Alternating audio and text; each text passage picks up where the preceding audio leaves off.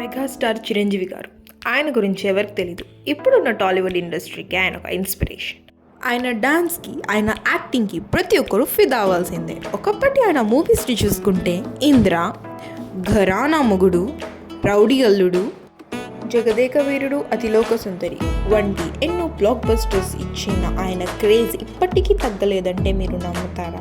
అయితే ఆయన నటించిన last movie Bhola Shankar release అయి కూడా 1 year దాటింది. అయినా ఆయన దగ్గర నుంచి ఎటువంటి మూవీ లేకపోవడంతో ఫ్యాన్స్ నిరాశ చెందుతున్నారు.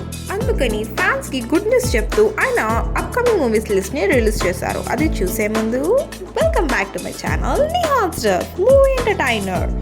చిరంజీవి గారి అప్కమింగ్ మూవీ వచ్చేసి విశ్వంభర. అసలైతే ఈ మూవీ జాన్ 10th రిలీజ్ అవ్వాల్సింది, కానీ ఈ మూవీ షూటింగ్ ఇంకా పూర్తి కాకపోవడంతో ఈ మూవీ రిలీజ్ డేట్ని డిలే చేశారు.